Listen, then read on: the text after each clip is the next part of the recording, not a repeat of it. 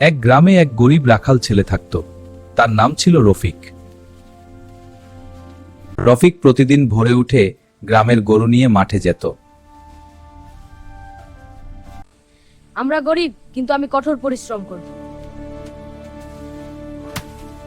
সে কখনো কাজ ফাঁকি দিত না, সব গরুর ভালোভাবে যত্ন নিত। আমি কি কখনো বড় কিছু হতে পারবো? এই যে, এদিকে আয়। হ্যাঁ, কি হয়েছে? শোন, এটা জরুরি। তুমি খুব সৎ ছেলে, তোমার জন্য একটা সুযোগ আছে। কি সুযোগ? এই ছোট থলিটা তোমার জন্য। ধন্যবাদ। এটার মধ্যে কি আছে? এটা তোমাকে রক্ষা করবে। এটা খুলো না এখনই, সঠিক সময় খুলবে। কিন্তু কেন? বললাম তো, সঠিক সময় খুলবে।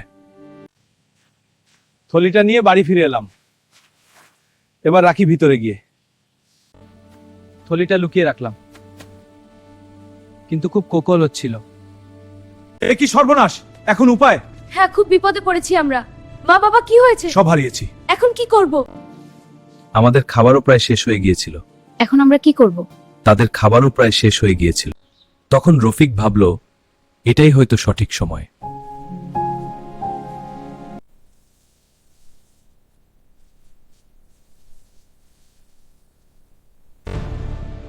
ভেতরে ছিল কিছু সোনার মুদ্রা।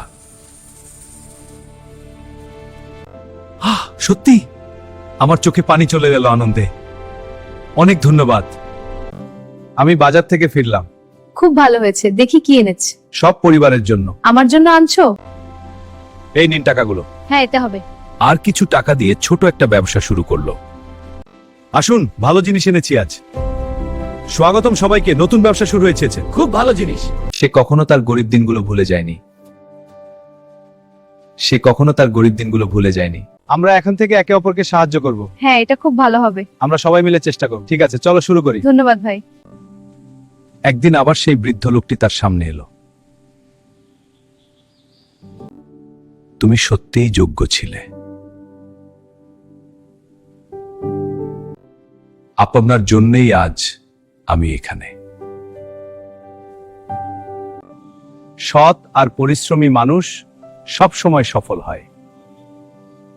এরপর বৃদ্ধটি ধীরে ধীরে, আমার সময় শেষ। আমার সময় আছে। এ কোনো সাধারণ মানুষ ছিল না। এ কি করে গেল তাড়াতাড়ি? এ কে? সেদিন থেকে সে আরো ভালো মানুষ সাপড়ে করলো।